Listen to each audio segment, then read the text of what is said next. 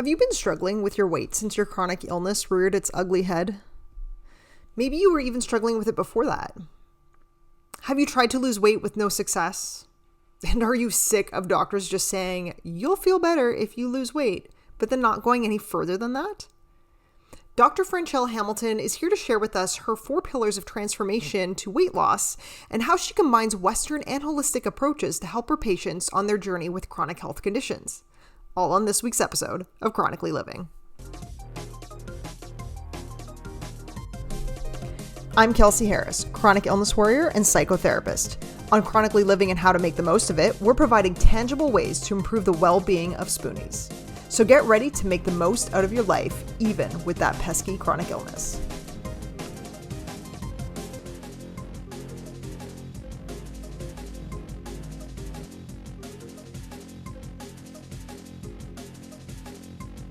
Hi, so I am Dr. Franchell Hamilton. I live in Texas, mostly in the Dallas-Fort Worth area.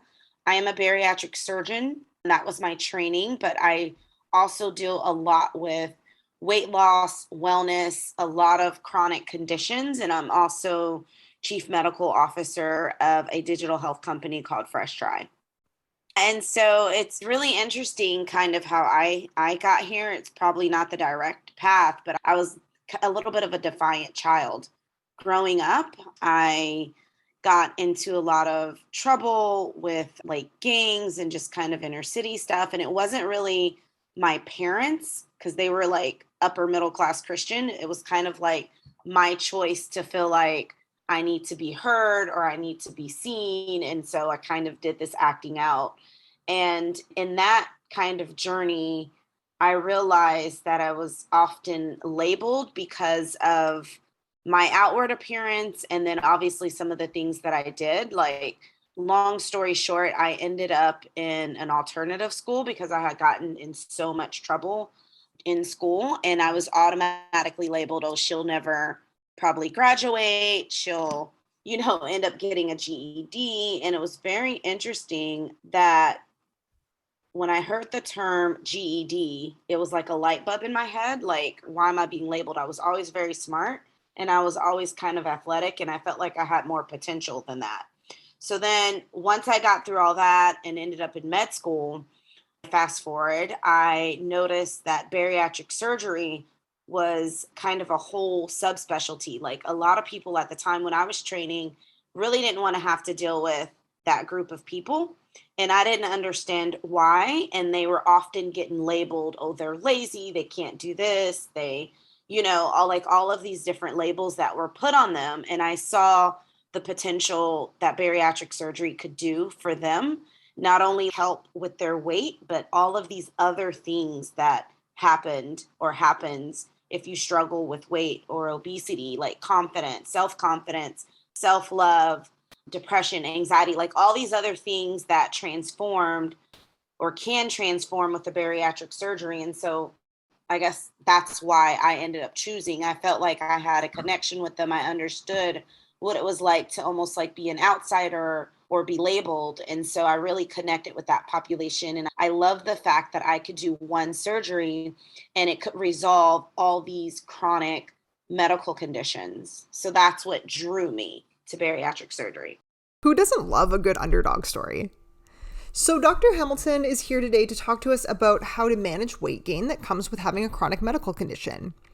We know that often medications, the illness itself, and lifestyle changes because of illness can all contribute to both weight gain and then difficulties losing it.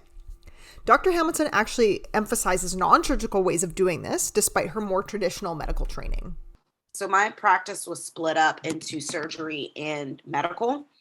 And what I found is that even my surgical patients, and some people need surgery, they still needed to go through this kind of medical weight loss lifestyle journey, even in order to be successful at after surgery. So a lot of the things that I have my patients do now, I created a program called 4 Pillars of Transformation. And I kind of veered away from just here's your prescriptive nutrition plan, here's your prescriptive exercise plan, and here's your medication when it came to medical weight loss, because I realized a lot of people relapsed with that because weight is a chronic condition. It's a journey. And so what I do now through my new program is almost I have them go through different steps to what I call find the root of the problem. So a lot of people have issues with weight for multiple different problems, and it's causing them different anxieties in different areas, right? So like people may come because they have a weight issue, but they're also really depressed or in a really bad relationship or have not a very good relationship with food or had some traumatic experiences in childhood that need to be addressed. Like there's all these different things that people come with, and it's usually not just weight. It's never just as simple as change your diet and exercise more, right? There's so much more that goes along with that. Most doctors do just give the prescriptive diet and exercise more. Usually after they've said, well, you just have to lose weight to feel better. But that approach doesn't work for 99% of people. My first visit with patients is coming to the ideal of what is your why? Why do you want to be healthier? It doesn't even have to be weight, because a lot of these patients have hypertension, diabetes, joint pain, like all these other chronic conditions that come with them. And the weight, I think, can be a catalyst to those conditions, but I have them figure out their why. And then and what motivates them, like what do they value, like their family, their relationships, whatever it is. And then I also have them kind of go through an exercise where we identify the root causes of some of their triggers, either that's causing their weight gain or causing them to choose bad foods or whatever it is. So we go through that first. And I think when people understand their why and what they want to do and where does this weight problem or this diabetes or this chronic pain, where is this rooted?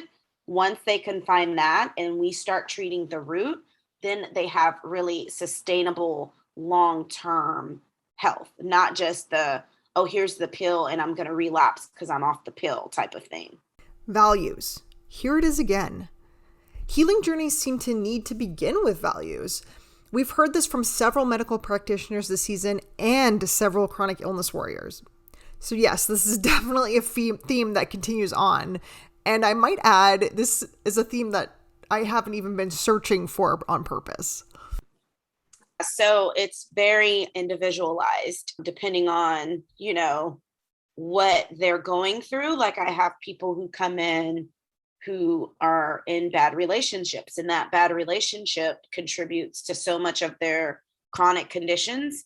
One of the pillars that I talk about is environment. Everybody knows some of the other ones. So mental health, like how you think, right? I think that's important. Positive self-talk, like what are some of the things that you're telling yourself? I often go through that with my patients. And then behavior, what are your behaviors? Being mindful, right? That word's kind of going around a lot, like everybody understands to actually do it. And then environment. So environment is not just, are you outside, inside, or your work environment? It's your relationships, like the relationships either you have or the relationships you may want to have, because that also affects your overall well-being and it affects your choices ultimately. And then kind of some of your motivations. And then the last is medical conditions. So people may have come in with weight, but it may be caused by their thyroid or their hormones are out of whack or adrenal fatigue. So it's just really important to figure out in which category is the root and then start treating it from there. I really appreciate the holistic approach that Franchell takes with her patients. Sometimes people still do need surgery, even if they are going through these other transformative changes. So who does need bariatric surgery then? I feel like there are people who need surgery, and I usually tell them, I'm so honest, like, hey, I think we can do this without surgery, or hey, I think you may need surgery. And so as they go through their weight loss journey, most people who have a lot more weight to lose, so I would say 100 pounds or more, 150 pounds, those people will ultimately maybe need surgery still to help get the rest of the weight off. Most people lose weight initially without the surgery, but when you have a large amount, you may still need that surgery. But I really feel like it's important to go through these steps and learn that even if you get the surgery, if you don't go through these steps first and find the root, you still have the ability to regain even after surgery. Surgery is just a tool. if you can't kind of overcome some of these other issues, surgery is not going to work for you anyway. So it's very important for all of my patients to go through these kind of exercises first, and being aware of themselves, aware of the narrative they're telling themselves. And actually, I wrote a book called Transformation is a Mindset, Changing Your Input and Change Your World. And that it's all about kind of going through the journey. And it's for chronic conditions. I wrote it for my weight loss patients, but then I realized my weight loss patients also had pretty much almost all of the other chronic conditions that we were treating in the office too. And so I take them through this journey. And then at the end, they may say, you know what, I've lost 50 pounds or 75 pounds. I really need something stronger to help me lose this other 75 pounds or whatever. And it's like, okay, now you're equipped and let's go do your surgery. And they do significantly better and they keep the weight off. I mean, there are genetic disorders, which is in my medical pillar, that have why people have obesity, more obesogenic. They have tendencies to be more weight gaining, and all that has to be worked out first.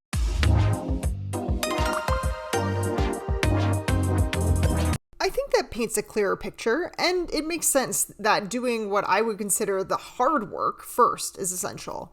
I know that many people struggle with keeping weight off once it is off. So how can we do that?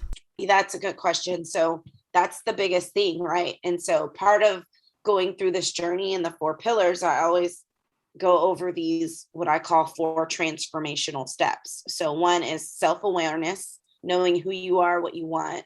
Self-control, which is a lot of the reasons people sometimes relapse, but not giving your control over to a person or to a thing, but taking charge of it yourself.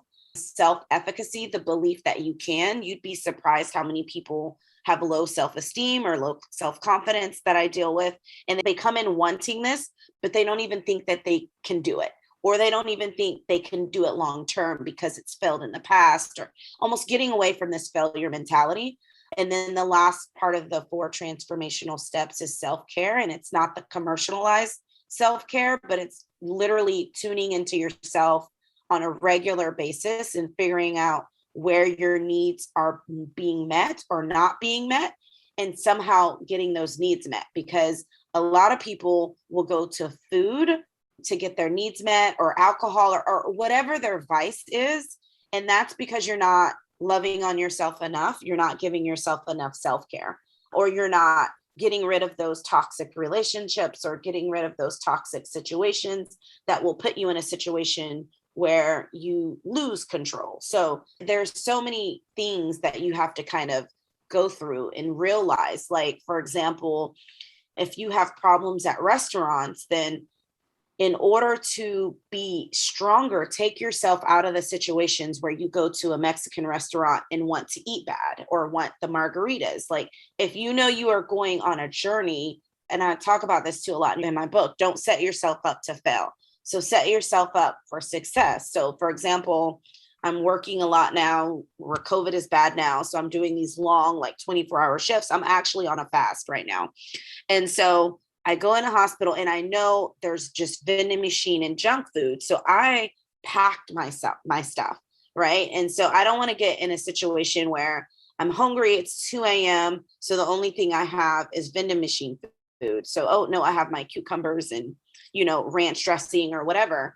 And make sure it's stuff that you like, right? Like, it can't be, everybody talks about celery and eating healthy, but you can eat healthy and like the food you eat. So whether you're going to work or whether you're going wherever it is, it's just being in positions where you're setting yourself up for success. And that takes getting to know yourself with self-awareness, being able to take back your self-control, which means I'm going to prepare for whatever this situation is ahead of me, whether it's I'm going to make my kitchen to where all the junk food is out of sight. I'm going to put clear containers with my grapes and my easy, healthier snacks in the front of the fridge, and all the junker food in the back. So I will eventually forget about them. It's just setting yourself up, for success in different situations and taking back your own control. So that's how people maintain it. You can't let yourself get out of control. You have to set yourself up for success and get out of this failure mentality. And then make sure you check in with yourself and give yourself the needs that it needs, whether it's 5 minutes of meditation, yoga, stretching, a massage chair just to kind of relax your mind. You have to be able to do these things to kind of build your self-control and self-efficacy back up.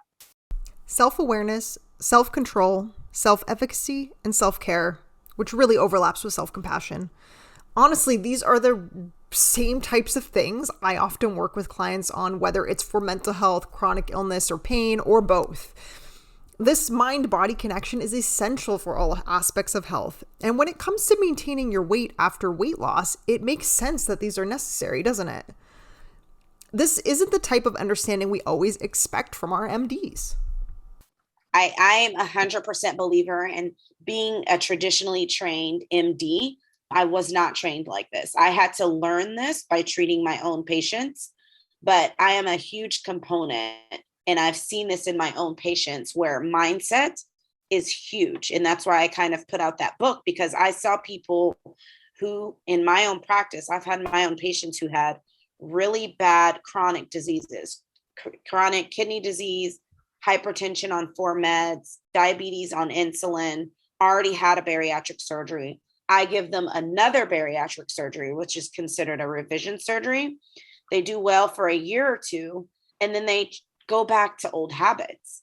And so I'm like, oh my gosh, like the mind is stronger than the most powerful tool that I have as a surgeon, which is this weight loss surgery. And so I had to kind of figure out why some people chose, and they didn't even knowingly choose, right? But why did they kind of go down the path of unhealthy habits versus staying on the path of healthy? And it's all this kind of other things that are going on in their life, in their environment, and these other pillars that we didn't address those roots. And so mindset and mental health, I think, is pretty much the only way that people can resolve chronic conditions long term. And I'm a huge believer in that. And that's kind of the direction that I'm going in now. I'm kind of getting away actually from traditional medicine, despite a lot of my peers and colleagues, and kind of rooting for this mindset change in order to resolve chronic conditions. Okay, I love this. Naturally, as a therapist who works with people with chronic physical health as well as mental health conditions, I have researched and been trained to help people to use their mental health and mind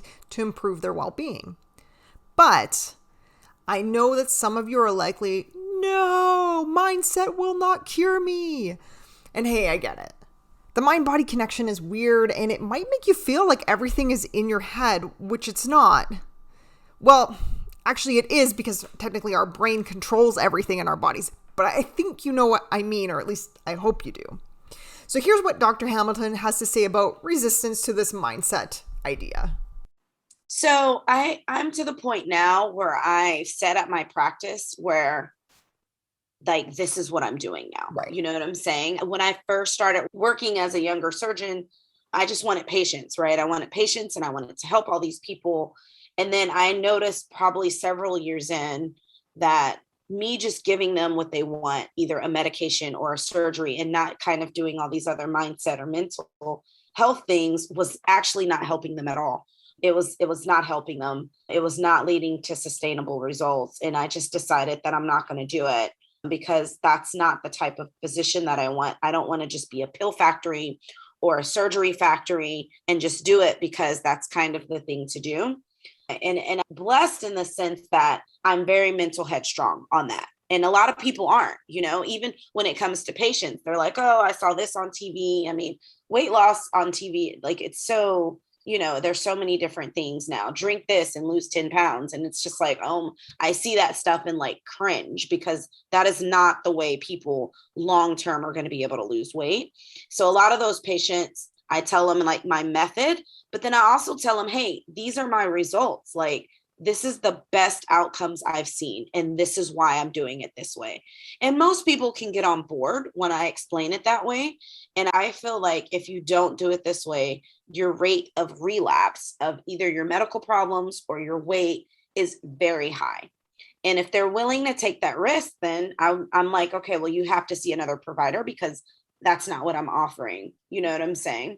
But I do try to explain, like, the outcomes are significantly better. You're healthier, you're happier, you're truly able to live the best version of yourself. And most people are on board with that. So listeners, are you on board with that? I hope that, again, helps with the mindset portion of managing your illness. I know it's kind of a new thing maybe to get behind, but it is so important.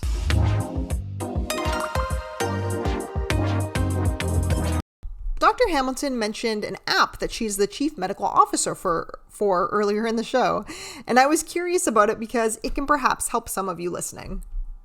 So during my journey as a bariatric surgeon, I used to have my patients do apps like Fitness Pal, several of them, all these kind of different apps so we could track their food, track their calories, track their steps, et cetera, et cetera. That was kind of the self-awareness portion. So they're aware of what they're eating. They're aware, almost like food journaling too, being aware of like certain foods that you don't like or that makes you feel certain ways.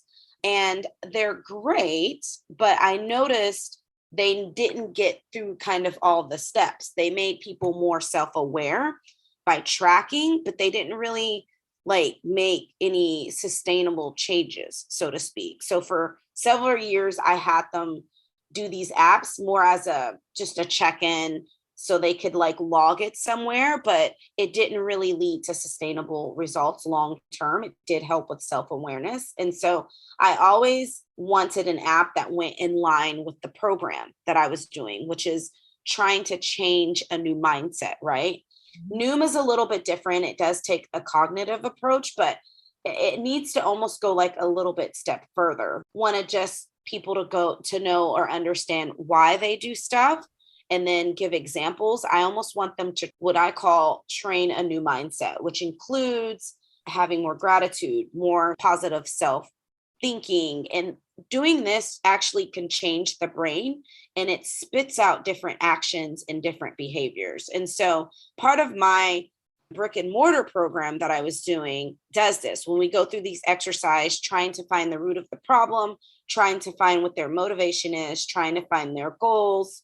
But there was no app that kept up with it in between our visits, right? And so I found this app on LinkedIn. I just happened to come across it and I noticed it said mindset training, to help with behavior change. And it was in the realm of weight loss.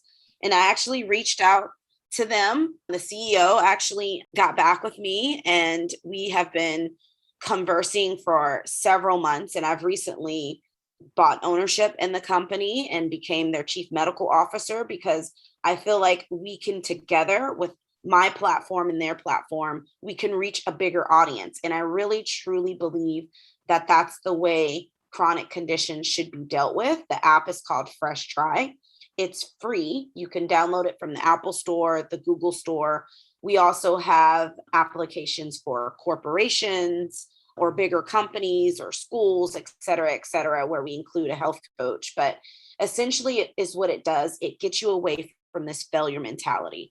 The technology is neuroscience based on how to create healthier habits by training a new mindset. And this mindset we call iterative mindset. And it's the ability to continue to practice, not think of yourself as a failure, but to practice a new mindset where if say you're tracking and you don't reach your steps, which has happened to me a lot lately, you're not like throwing your hands up and, oh, I'm going to give up, like forget it, which is the mentality you asked about weight regain. That's the mentality of a lot of people. They fail and then they just give up. And so you have to almost get out of this mindset. And so this app kind of gives you nudges, like it's okay, like no negative thought processes at all. It only requires positive input. And it asks you questions like, what do you want to try today?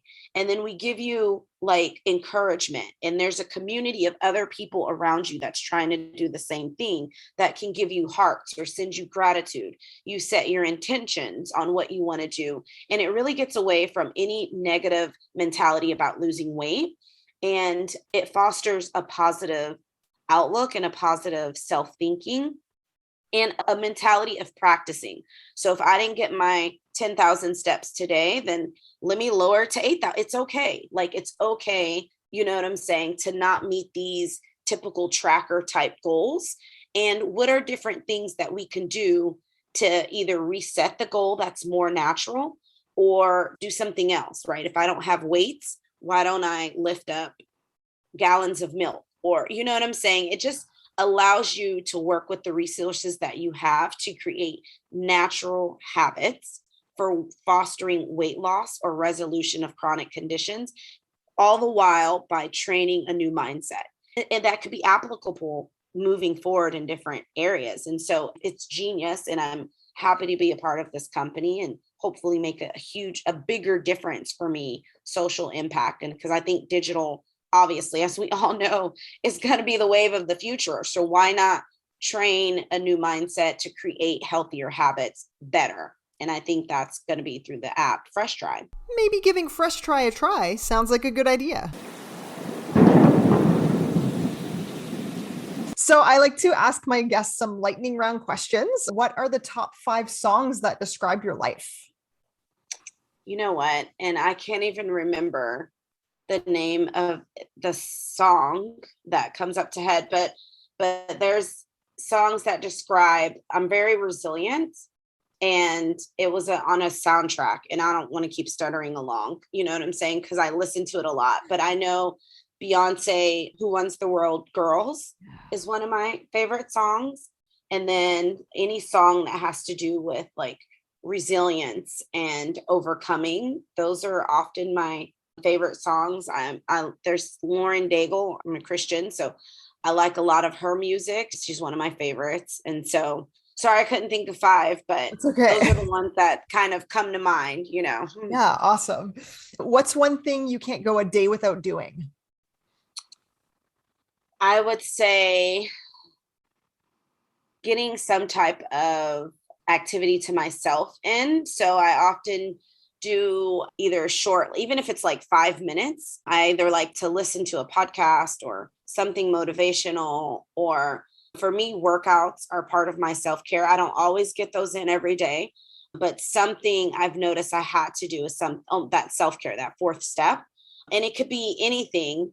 Sometimes it's just hanging out with my kids or having a long walk with my husband and getting updates. Those are kind of like self-care things for me. So I would say I have to do something for me, even if it includes my other healthier relationships every day. It's funny because I was thinking I was going to say sleep, but there's several days I go without sleep. And then I was going to say eat. And honestly, there's times where I don't even get to eat, you know? So, but I do make sure, even when it's busiest times at work, that I may step outside, take 5 minutes, do a couple deep breaths, listening to, you know, a couple and then walk back in, you know what I'm saying? So I think that's something that I've had to do every day. Yeah, that's awesome. Mm-hmm. Yeah, me too, actually. Just always. Yeah. But what's one thing you plan on doing in your life that you haven't yet? So I want to be able to travel more. So I did a lot like in college and undergrad. And then, you know, when you start having a family, it gets kind of limited.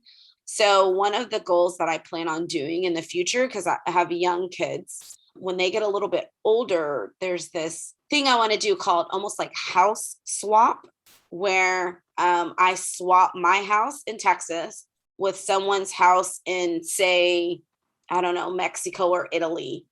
And we swap houses for a month. And so I live in their house in Italy or Spain or wherever it is, and then they get to come to the United States. So that is something I want to do maybe in the next year or 2. I just want my kids to get a little bit older and tolerate the plane ride. Yeah, fair. That sounds super fun. Yeah. Describe your perfect day. So my perfect day would be getting to at least sleep past 6:30 or 7 in the morning. And then I like my coffee or tea, and I like doing it outside. So I can imagine myself being outside, either in the mountains, or I like water. So it'd be either at a lake or a beach. Those are like my ideal settings, and having a little bit of quiet time in the mornings. I rarely get it in the mornings, but it'd be nice if I could do it in the mornings. And then the rest of the day would be spent doing more nature stuff, either hiking, trails. I like hiking, or I like being on a boat, stuff like that with my family. And then topping it off with like a nice dinner, just with me and my husband. So that would be the perfect day. A little bit of me time in the morning, just to enjoy nature, activities and stuff with the family during the day, hanging out with them, and then topping it off with a nice dinner with my husband. It sounds lovely. How do you inspire your patients to make the most of their lives? I think I inspire them because I had my own struggles and I'm very open about it. And I'm very open about what I continue to like. I can relate to a lot of my patients. Like, I understand what it's like to have kids and can't get something done. I can understand to have to work. And so, you have these. So I'm very honest with them because I want them to be honest with me. And I'm very down to earth with them. Like, a lot of times I notice sometimes they'll put me on a pedestal, like you're the bariatric surgeon, or you know what I'm saying? And I'm like, I'm not perfect. Like, I'm far from perfect. Like, there's so many things. Like, I'm very into health and wellness and being fit, but I mess up. There's days I mess up. And so, and it's okay. And then you just get back up and move on. Almost like this iterative mindset. Like, there's going to be days that are better than others. And there's going to be things that you have to overcome. And you just kind of get through. We're all in a community working through the same thing. So I think when I'm able to relate to them and I can understand where a lot of them are coming from, and they just see that I'm down to earth, I become an inspiration for them because they know that I'm truly there to support them any way that I can. And so I think that's one of the ways that I'm an inspiration to them, is just being by their side and being down to earth and not feeling that I'm like up here and they're down here kind of barking down prescriptions or this is what they should do. Okay, see you next month. But it's like, how can we do this together? Like, what resources can I provide so you can go through this journey together? Because I needed resources also when I was going through different journeys in life, Amazing. It sounds like we need more doctors like you. Yeah, I hope so. Where can we find you and follow you? Yeah, so I am all over social media. So on most of my handles, I'm Dr. Franchell Hamilton or Dr. F. Hamilton. Like Instagram, I'm Dr. F. Hamilton. The other ones, LinkedIn, Facebook, I'm on all over those. My website is www.drfhamilton.com. And there you'll find resources of things that I'm working on, blogs, different medical shows, stuff about Fresh Try, just different things that I'm working on. The books, all of that'll be there. And they're also on Amazon and Barnes and Noble. Perfect. Thank you so much for coming on today. I really appreciate this. Has been great information. Yeah, well, thank you. Thank you so much for having me. Though it might be hard to manage weight when you have a chronic illness, it definitely is possible. I think that Dr. Hamilton really gave us some good information about what's important in that journey and perhaps what you should look for in a healthcare practitioner when you're on this journey. All the information for Dr. Hamilton will be available in the show notes. I really connect to the 4 transformational steps, one of which is self-awareness. So let's do our self-awareness reflection together now. What did you notice about your thoughts and feelings as you listened to this week's episode? And what are you noticing now about that noticing? Don't forget to subscribe, rate, and review the podcast wherever you listen to it. And you can always support the show on Patreon if you are enjoying it. Take care, everyone, and keep making the most of it. Special thanks to Nicole Skira for the original music and to Charity Williams for the original artwork.